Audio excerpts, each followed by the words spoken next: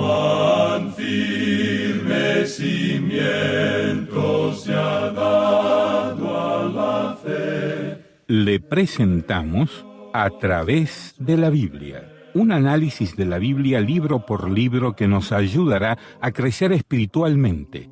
Estos estudios fueron diseñados por el Dr. J. Vernon McGee, destacado maestro y expositor de la Biblia. Acompáñenos en este fascinante recorrido a través de la Biblia. La palabra de Dios. Continuamos hoy, amigo oyente, estudiando el capítulo 38 de Éxodo. Vamos a proseguir nuestro estudio con el versículo 8. Leamos. También hizo la fuente de bronce y su base de bronce de los espejos de las mujeres que velaban a la puerta del tabernáculo de reunión. Los espejos de los cuales se habla aquí eran hechos de bronce muy pulido y brillante. En realidad las mujeres no han cambiado nada. También acostumbraban llevar espejos en aquel entonces. La fuente era hecha de estos espejos. Y el espejo, amigo oyente, representa la palabra de Dios. Es la Biblia que enseña al creyente su necesidad de limpieza. Y la fuente estaba allí precisamente con ese propósito, para el lavamiento. Tenemos hoy lo mismo hoy en día en nuestros cuartos de baño. Hay un espejo y bajo el espejo está el lavamanos. El espejo no hace desaparecer el polvo y la ley no nos puede salvar del pecado. Se puede frotar el espejo todo lo que se quiera y todavía está el polvo allí. Pero hay un precioso manantial de sangre de Emanuel que purifica a cada cual que se sumerge en él. Leamos ahora los versículos 9 al 11 de este capítulo 38 de Éxodo. Hizo asimismo el atrio. Del lado sur, al mediodía, las cortinas del atrio eran de 100 codos de lino torcido. Sus columnas eran 20, con sus 20 basas de bronce. Los capiteles de las columnas y sus molduras de plata. Y del lado norte, cortinas de 100 codos. Sus columnas 20, con sus 20 basas de bronce. Los capiteles de las columnas y sus molduras de plata. El lino torcido habla de la humanidad de Cristo y realmente separó al hombre de Dios. Un supuesto dirigente cristiano escribió en cierta ocasión un artículo en el cual decía que todo lo que era necesario para lograr la paz en el mundo era seguir las enseñanzas de Jesús, aún negando la deidad de Cristo. Bueno, eso no es verdad. No puede haber ninguna paz para el hombre aparte de la sangre derramada por Cristo Jesús. Aquel cerco de lino torcido impedía la entrada hacia Dios. Amigo oyente, no es la vida de Cristo la que nos salva, es la muerte de Cristo la que nos salva.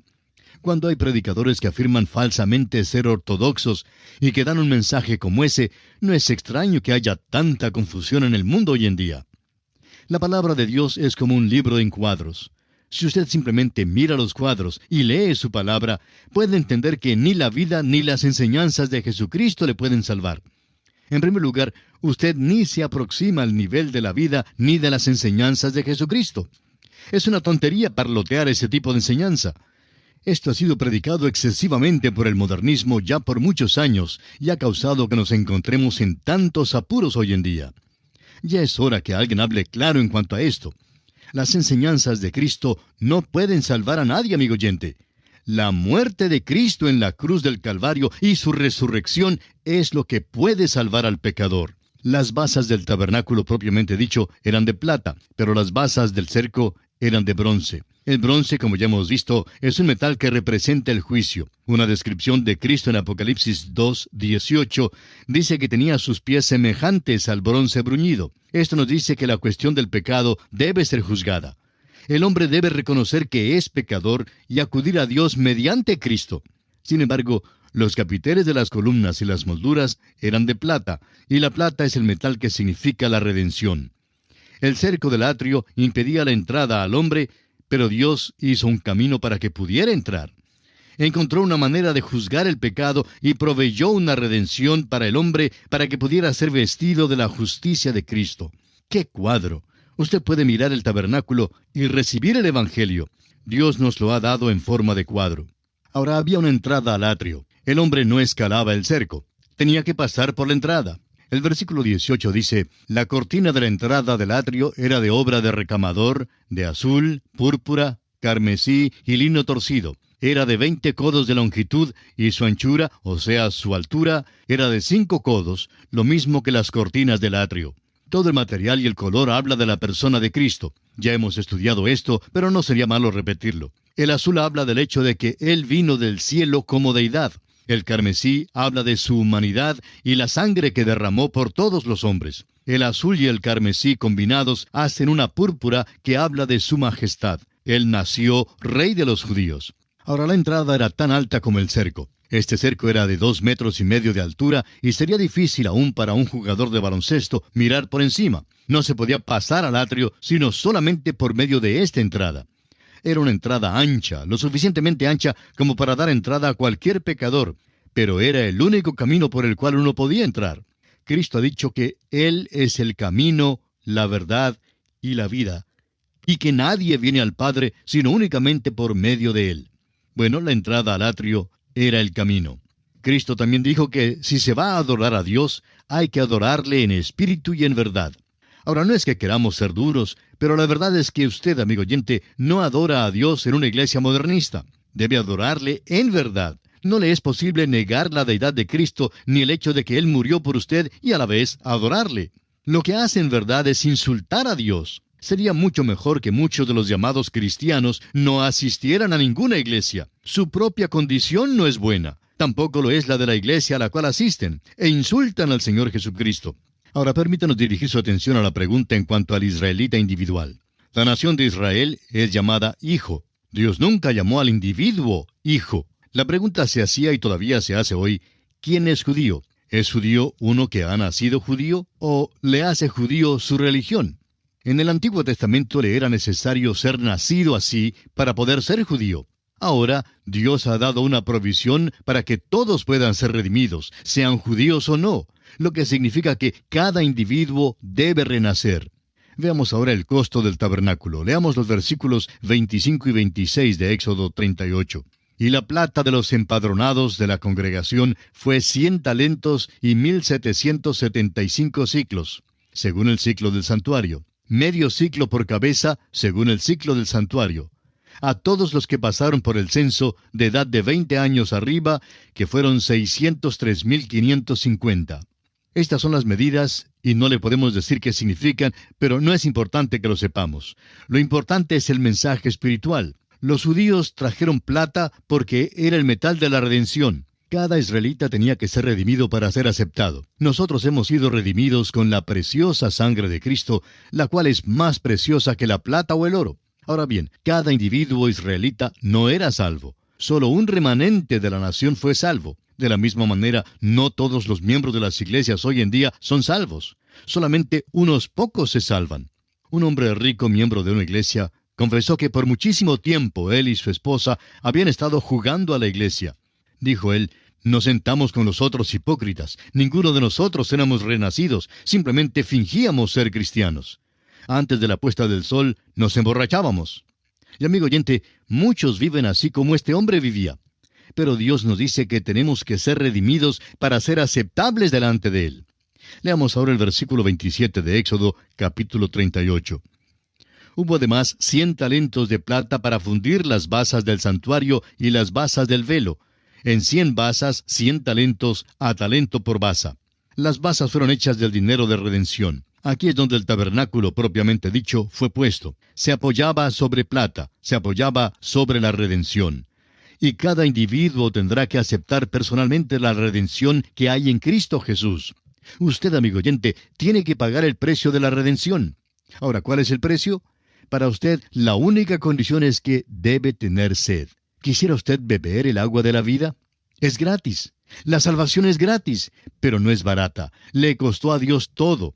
Dio al mundo su Hijo único para morir en la cruz y pagar así el precio de nuestra redención. Somos redimidos por la sangre de Cristo. En el desierto, la redención fue impuesta a la nación de Israel, pero al entrar ellos en la tierra, si querían ser contados con los redimidos, tenían que pagar el precio de la redención. Gracias a Dios que ya ha sido pagado el precio por nosotros. No cuesta ningún dinero, no tiene ningún precio, pero usted debe tener sed de ella. Amigo oyente, ¿quiere usted ser salvo?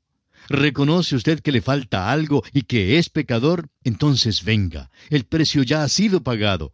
Cristo ya ha derramado su preciosa sangre por usted. Le permite venir a Dios y ser aceptado por Él mediante Cristo. Y así concluimos nuestro estudio del capítulo 38 del libro de Éxodo.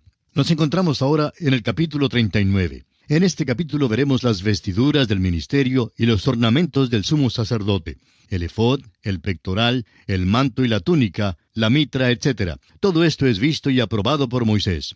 Aarón era el sumo sacerdote y todas las vestiduras que él llevaba hablaban de la persona de Cristo. Ya nos han dado el modelo para estas vestiduras. Leamos los primeros 2 versículos de este capítulo 39 de Éxodo. Del azul, púrpura y carmesí hicieron las vestiduras del ministerio para ministrar en el santuario, y asimismo hicieron las vestiduras sagradas para Aarón, como Jehová lo había mandado a Moisés. Hizo también el efod de oro, de azul, púrpura, carmesí y lino torcido. Estas vestiduras son llamadas sagradas. Estaban tejidas de un modo bastante raro. Ninguna de las vestiduras del sumo sacerdote era ordinaria o simple. En este capítulo también son llamadas vestiduras de gloria de hermosura. Se le da gran énfasis a la mitra que Aarón llevaba en su cabeza con la inscripción Santidad a Jehová. Fundamentalmente se vistió Aarón de la misma ropa que los otros sacerdotes llevaban. Llevaba una vestidura de lino blanco sobre algo como pantalones porque su desnudez no debía ser revelada, aunque al parecer servían descalzos en el tabernáculo.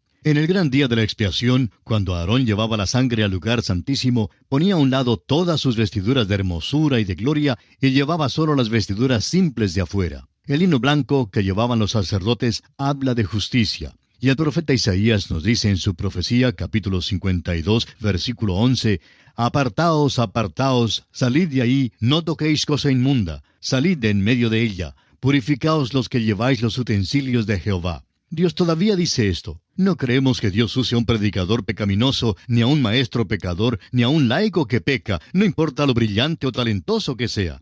No hacen nada para Dios, porque Él no aceptará su obra. Están edificando con madera, heno y hojarasca. Debemos ser vestidos de la justicia de Cristo y luego vivir una vida que apoye eso. Esta es la lección que nos enseñan estas vestiduras básicas. Es interesante notar que cuando Aarón entraba en el lugar santísimo para ofrecer el sacrificio por el pecado del pueblo, ponía a un lado sus vestiduras de gloria y de hermosura. Cuando el Señor Jesús vino a la tierra, Él no puso a un lado su deidad, pero sí desechó las vestiduras de gloria y de hermosura. Puso a un lado sus prerrogativas como Dios. Hizo a un lado la gloria Shekinah y vino a la tierra como un ser humano. Nació un bebé. Y el hombre no está buscando un bebé, sino un rey. Luego se ofreció como sacrificio por el pecado. Murió en su humanidad. Dios no murió en una cruz. Y aquellos que creen que Dios murió, nos gustaría preguntarles, ¿qué significa la muerte? Cuando Jesucristo murió en la cruz, quedó separado de Dios, eso es verdad. Hubo un rompimiento en la deidad, esto es seguro. Cuando Cristo fue hecho pecado por nosotros, el que no conoció pecado.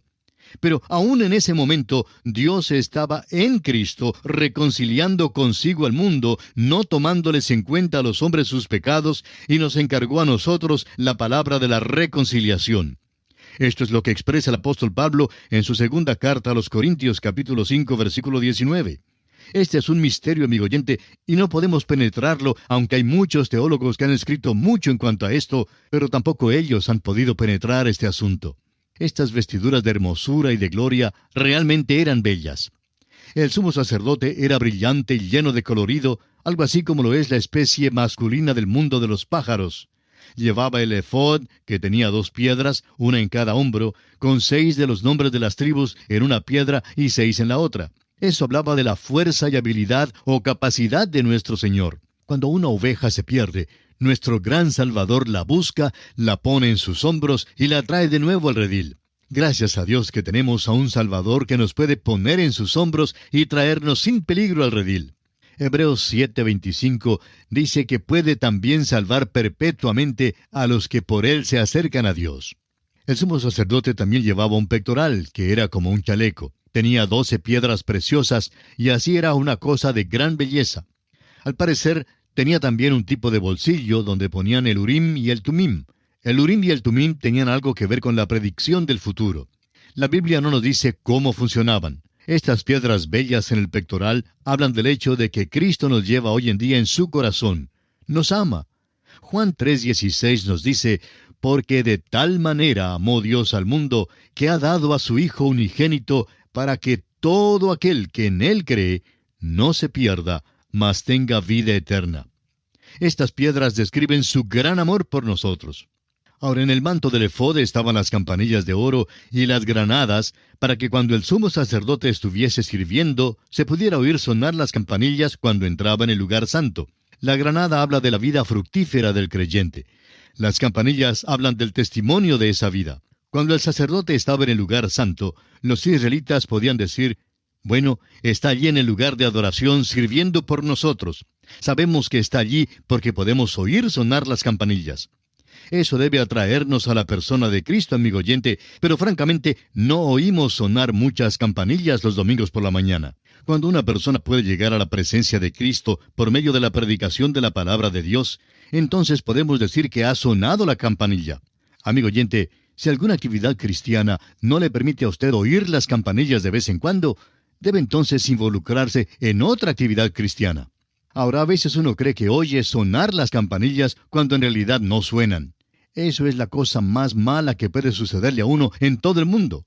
Escuchar las campanillas del sumo sacerdote era una experiencia maravillosa. ¿Qué cuadro dan las vestiduras del sacerdote? La mitra en su cabeza decía, Santidad a Jehová. Esto habla de la santidad y tiene que ver con la vida interior. Pero lo importante es que significa que el sumo sacerdote se ha entregado completamente a la obra del ministerio. Santo significa cualquier cosa que sea separado para el uso de Dios. Ahora quisiéramos decir algo especialmente a los predicadores. Hay muchísimas personas que quieren que el predicador haga de todo lo que hay debajo del sol. Quieren que sea sociable, que les dé palmaditas y que hasta sirva de niñera, tanto como de predicador. No es extraño entonces que haya muchos predicadores que sufran de una crisis nerviosa. Muchos predicadores no son nada menos que nodrizas para una congregación de bebés en Cristo. Al predicador que se para en el púlpito hoy en día, le debe ser posible llevar la mitra Santidad a Jehová. Eso es. Debe tener tiempo para preparar un mensaje. Debe tener tiempo para pasar tiempo en oración. Es sorprendente que sean tantos los que confían al predicador que salga los sábados en la noche. Aquel día debe ser su día para meditar y prepararse. Una vez un anciano dijo a un predicador, le agradezco cuando viene a visitarme, pero déjeme decirle lo que me gustaría que usted hiciera. Me gustaría que pasara el tiempo preparando un mensaje en lugar de visitarme. Mis negocios son difíciles para mí hoy en día y me canso y a veces estoy muy desalentado. Cuando yo llego a la iglesia los domingos, quiero escuchar algo que venga de Dios. Necesito ayuda y espero que usted pase el sábado preparándose para que yo pueda escuchar algo del cielo, los domingos por la mañana y por la noche. Amigo oyente, creemos que este hombre tenía derecho de decir eso. Amigo oyente, necesitamos reconocer el hecho de que los predicadores deben llevar la mitra. Sin ella, nuestro ministerio para el Señor no será eficaz. Y así, amigo oyente, concluye nuestro estudio del capítulo 39 de Éxodo. Y entramos ahora al capítulo final, el capítulo 40. En este capítulo, Dios manda a levantar y a ungir el tabernáculo. Aarón y sus hijos deben ser santificados y una nube cubre el tabernáculo. En este capítulo se está levantando el tabernáculo. Queremos considerar una sola cosa porque ya hemos considerado el mobiliario y las vestiduras del sacerdote. Cuando Moisés mandó levantar el tabernáculo en el campamento de Israel, algo asombroso sucedió. Leamos los versículos 34 al 38 de este capítulo 40 de Éxodo. Entonces una nube cubrió el tabernáculo de reunión, y la gloria de Jehová llenó el tabernáculo. Y no podía Moisés entrar en el tabernáculo de reunión, porque la nube estaba sobre él, y la gloria de Jehová lo llenaba. Y cuando la nube se alzaba del tabernáculo, los hijos de Israel se movían en todas sus jornadas. Pero si la nube no se alzaba, no se movían hasta el día en que ella se alzaba. Porque la nube de Jehová estaba de día sobre el tabernáculo, y el fuego estaba de noche sobre él, a vista de toda la casa de Israel en todas sus jornadas. Cuando el apóstol Pablo trata de identificar a los israelitas en el libro de Romanos, él dice, ¿quiénes son israelitas? Una de las cosas que los puso aparte de las demás gentes era la gloria Shekinah. Así lo dice Pablo en su carta a los Romanos capítulo 9, versículo 4, que son israelitas de los cuales son la adopción, la gloria, el pacto, la promulgación de la ley, el culto y las promesas. Los israelitas fueron los únicos que disfrutaron de la gloria de Dios, es decir, la presencia visible de Dios. Ella los guiaba a través del desierto. La nube se elevaba en la mañana si tenían que viajar en ese día. Si no se elevaba, los israelitas debían quedarse en el campamento. No trataban de viajar en ese día. Nunca viajaban según su propia sabiduría ni juicio. No votaban en cuanto a si debían viajar o no, y Moisés tampoco hacía la decisión. La nube decidía el asunto. A veces decimos en nuestras iglesias que Cristo es la cabeza de la iglesia. ¿Qué le parece la iglesia suya? ¿Es Cristo la cabeza de su iglesia? ¿Estamos siguiendo la nube hoy en día o metemos a un hombre en la junta directiva de la iglesia por razón de que es un buen negociante?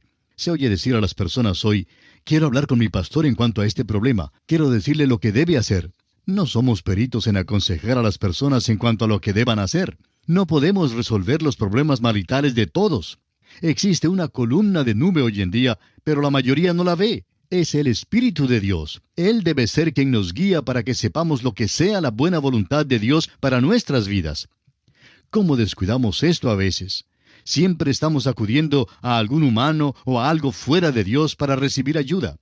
Necesitamos predicadores, maestros y laicos que sean llenos del Espíritu de Dios. Necesitamos los que le hagan caso a la palabra de Dios y que quieran hacer la voluntad de Dios. No hay una nube visible sobre la iglesia hoy en día, pero el Espíritu de Dios quiere y puede ayudarnos y guiarnos. Y esto, amigo oyente, concluye nuestra serie de estudios en el libro de Éxodo. Principiamos con la tenebrosidad de los ladrillares de Egipto y terminamos con la presencia gloriosa del Señor en el tabernáculo. Fue su presencia lo que guiaba a los israelitas por el desierto. Y Dios quiere librarle a usted, amigo oyente, de la tenebrosidad de la esclavitud del pecado y traerle a la gloria de su presencia y al mismo centro de su voluntad, donde Él puede guiarle. ¡Qué libro más maravilloso es Éxodo! Dios nos guía de Egipto para traernos a una buena tierra. Le aconsejamos, amigo oyente, para su propio beneficio espiritual, que lea una vez más todo el libro de Éxodo. Y diríamos que el versículo clave de este libro se encuentra en el capítulo 20, versículo 2, donde leemos, «Yo soy Jehová tu Dios, que te saqué de la tierra de Egipto, de casa de servidumbre». Es nuestra oración que Dios haya sacado su alma de la esclavitud del pecado y le haya trasladado al reino de su amado Hijo, Jesucristo. Dios mediante, en nuestro próximo programa, retornaremos al Nuevo Testamento para dar inicio al estudio del Evangelio según San Marcos. Contamos, como siempre, con su fiel y amable sintonía. Será, pues, hasta nuestro próximo programa. Que Dios le bendiga, es nuestra ferviente oración.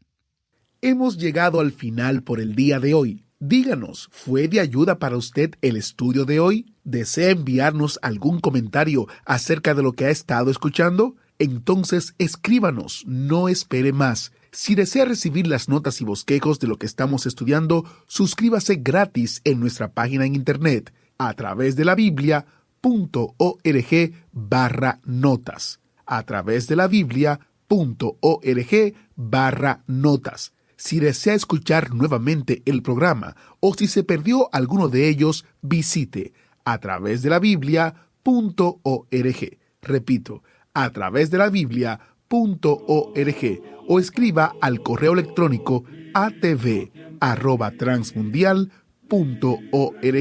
atv@transmundial.org. A través de la Biblia.